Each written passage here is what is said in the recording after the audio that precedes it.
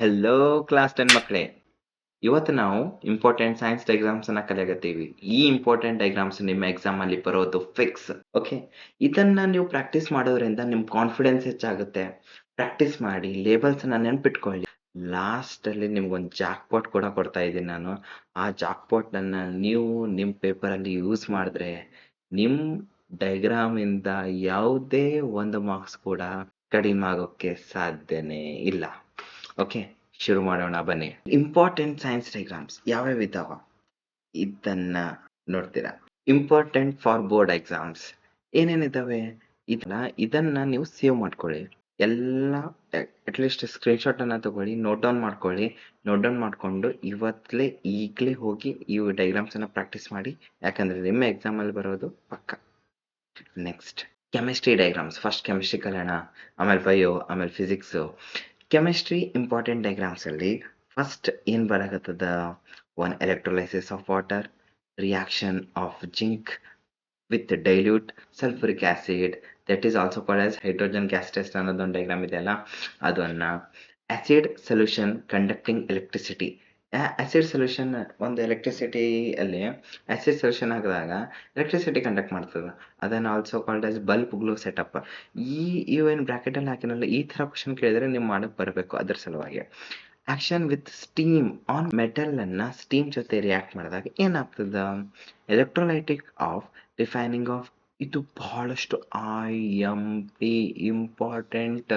ಇದು ಬಹಳಷ್ಟು ಸಲ ಎವ್ರಿ ಟೈಮ್ ಕೇಳ್ತಾ ಇರ್ತಾನೆ, ಹಂಗೆ ಆಲ್ಟರ್ನೇಟಿವ್ ಇಯರ್ಸ್ ಕೇಳ್ತಾನೆ ಇರ್ತಾನೆ. ಡಾಟ್ ಸ್ಟ್ರಕ್ಚರ್ ಕೂಡ ಮೋಸ್ಟ್ ಇಂಪಾರ್ಟೆಂಟ್, 2 ಮಾರ್ಕ್ಸ್ ಕೊಡ್ತಾನೆ ಇರ್ತಾನೆ.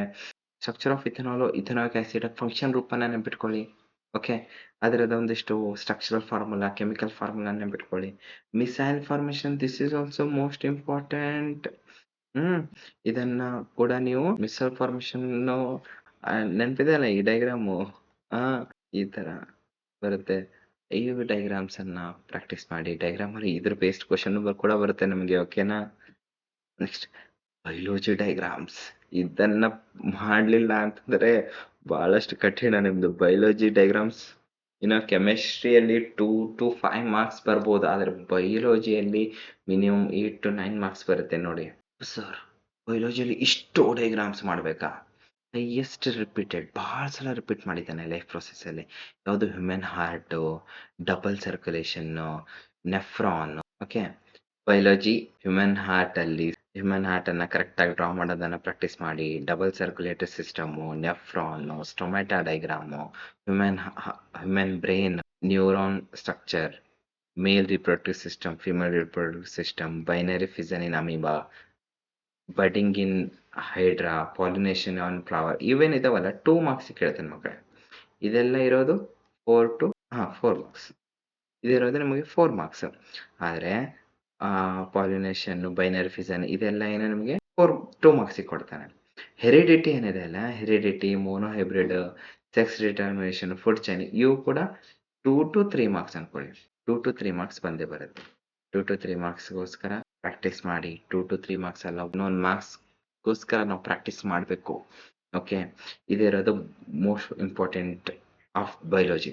ನೆಕ್ಸ್ಟ್ ಫಿಸಿಕ್ಸ್ ಅಲ್ಲಿ ಏನಿದಾವೆ, ರೇ ಡೈಗ್ರಾಮ್ಸ್ ಇರುತ್ತೆ. ರೇ ಡೈಗ್ರಾಮ್ಸ್ ಫಿಕ್ಸ್ ಎಕ್ಸಾಮ್ ಅಲ್ಲಿ ಬರುತ್ತೆ. ಅದರಲ್ಲಿ ಮೋಸ್ಟ್ ಇಂಪಾರ್ಟೆಂಟ್ ಯಾವ್ದಪ್ಪ ಅಂತಂದ್ರೆ ray diagram of convex lens, ray diagram of concave mirror. Okay, first ಇಲ್ಲಿ ಏನು human brain. Okay, physics scoring diagrams. ಇದರಿಂದ ನಾವು ಸ್ಕೋರ್ ಮಾಡ್ಬೋದು. ಹೇಗೆ ಸರ್? ಏನಿಲ್ಲ, physics scoring diagrams, human eye structure ಇದನ್ನ ನೀವು ಸ್ಟಡಿ ಮಾಡಿ. Ray diagram of convex lens, ray diagram of concave mirror, ಇವೇನಿದಾವಲ್ಲ ಅಲ್ಟರ್ನೇಟಿವ್ ಇಯರ್ಸ್ ಕೇಳ್ತಾನೆ. ಅಲ್ಟರ್ನೇಟಿವ್ ಇಯರ್ಸ್ ಕೇಳ್ತಾನೆ, ಬಹಳಷ್ಟು ಪ್ರಾಕ್ಟೀಸ್ ಮಾಡ್ಕೊಳ್ಳಿ. Series circuit diagram, parallel circuit diagram, ray diagram of concave lens, ಇದೆಲ್ಲ ಕೂಡ ಅವಾಗ ಕೇಳ್ತಾ ಇರ್ತಾನೆ, ಬಿಡಬಾರ್ದಲ್ಲ, ಬಂತಂದ್ರೆ ಮಾಡ್ಲೇಬೇಕು.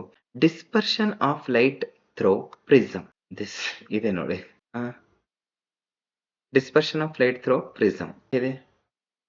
ಫೀಲ್ಡ್ ಲೈನ್ಸ್ ಏನ ಇರ್ತಾವಲ್ಲ, ಮ್ಯಾಗ್ನೆಟಿಕ್ ಫೀಲ್ಡ್ ಲೈನ್ಸ್, ಅದನ್ನ ಫೀಲ್ಡ್ ಲೈನ್ಸ್ ಎಲ್ಲಿದ್ದಾವೆ, ಯಾವ ತರ ಇದ್ದಾವೆ ಅದನ್ನು ಕೂಡ ನೀವು ಪ್ರಾಕ್ಟೀಸ್ ಮಾಡಬೇಕು ನೋಡಿ. Magnetic field lines around straight line, ಇದು ಬರುತ್ತೆ. Magnetic field line around circular loop. ಇದು ಸೊಲೋನಾಯ್ಡ್ ಭಾಳ ಸಲ ಕೇಳಿದ್ದಾನೆ. ಭಾಳ ಇಂಪಾರ್ಟೆಂಟ್ ಅನ್ನ ಟಿಕ್ ಮಾಡ್ಕೊಂಡ್ಬಿಡಿ ಮಕ್ಕಳು, important. Refraction light through rectangular glass. ಇದು ಕೂಡ ಮೋಸ್ಟ್ ಇಂಪಾರ್ಟೆಂಟ್. ಇದ್ರ ಎರಡಲ್ಲಿ ನಿಮ್ಮ ಎಕ್ಸಾಮಲ್ಲಿ ಎಕ್ಸಾಮಲ್ಲಿ ಬಂದೇ ಬರುತ್ತೆ ನೋಡಿ, ಫಿಕ್ಸ್. ಓಕೆ, ನೋಟ್ ಡೌನ್ ಮಾಡ್ಕೊಳ್ಳಿ. ನೆಕ್ಸ್ಟ್, ಇದಿಷ್ಟು ಫಿಸಿಕ್ಸ್ ಸ್ಕೋರಿಂಗ್ ಡಯಾಗ್ರಾಮ್ಸ್ ಆಯಿತು. ಈಗ ನೋಡಿ, ನಿಮ್ಗೆ ಲಾಸ್ಟಲ್ಲಿ ವೇಟ್ ಮಾಡಿ ಇಲ್ಲಿ ತನಕ ವೇಟ್ ಮಾಡಿದಂದ್ರೆ ಜಾಕ್ಪಾಟ್ ನಿಮ್ಗೆ ಬೇಕೇ ಅಲ್ವಾ? ನಿಮ್ಗೆ ಏನು ಜಾಕ್ಪಾಟು? ನಿಮ್ಮ ಎಕ್ಸಾಮಲ್ಲಿ ಮಾರ್ಕ್ಸ್ ಯಾವ ಥರ ಇನ್ಕ್ರೀಸ್ ಆಗುತ್ತೆ? ಭಾಳಷ್ಟು ಹುಡುಗರಿಗೆ ಗುರುತೇ ಇರುತ್ತೆ, ಆದರೂ ಕೂಡ ಇದನ್ನು ಗುರುತಿರುತ್ತೆ ಬಟ್ ಮಾಡೋದಿಲ್ಲ. ನಿಮಗೆಲ್ಲ ಗುರುತದ, ಭಾಳಷ್ಟು ಜನ ನಿಮಗೆಲ್ಲ ಗುರುತದ ಬಟ್ ಮಾಡಂಗಿಲ್ಲ. ನೀವು ಮಾಡಬೇಕು. ಹೆಂಗೆ ಮಾಡಬೇಕು? ಏನೆಲ್ಲ ನಮ್ಮ ತಲೆಗಿಡಬೇಕು ಡಯಾಗ್ರಾಮ್ ಸಾಲ್ವ್ ಮಾಡೋ ಮತ್ತಿಗಂದ್ರೆ, ಯೂಸ್ ಓನ್ಲಿ ಪೆನ್ಸಿಲ್ಸ್. ಪೆನ್ಸಿಲ್ ನಿಂತಾನೆ ಮಾಡಬೇಕು. ಏನ್ ಟಿಪ್ಸ್ ನಿಮಗೆ? ಪೆನ್ಸಿಲ್ ಅನ್ನ ಯೂಸ್ ಮಾಡಿ.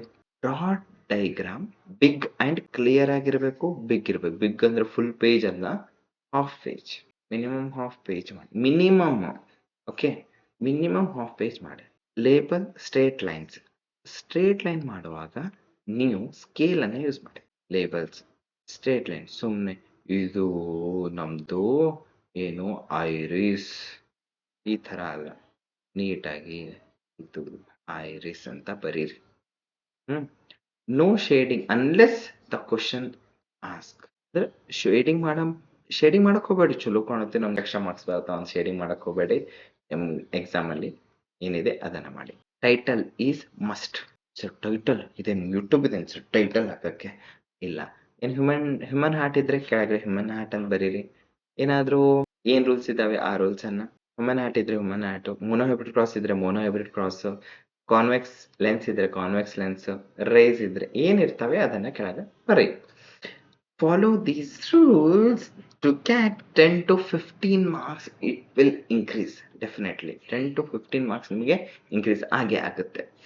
Save this reel and share with your friends. ನೀವು ಕಲೀರಿ, ನಿಮ್ಮ ಜೊತೆಗಿರೋರನ್ನ ಕೂಡ ಕಲಿಸಿ. ನಿಮ್ಗೆಲ್ಲರಿಗೂ ನಮಸ್ಕಾರ. ಆಲ್ ದ ಬೆಸ್ಟ್ ಮಕ್ಕಳೇ. ಈ ವಿಡಿಯೋನ ಸೇವ್ ಮಾಡ್ಕೊಳ್ಳಿ, ನಿಮ್ಮ ಫ್ರೆಂಡ್ಸ್ಗೂ ಕಳಿಸಿ. ನಿಮ್ಗೆ ಈ ವಿಡಿಯೋ ಇಷ್ಟ ಆದರೆ ಲೈಕ್ ಮಾಡಿ, ಸಬ್ಸ್ಕ್ರೈಬ್ ಮಾಡಿ. ಜೈ ಹಿಂದ್. All the best.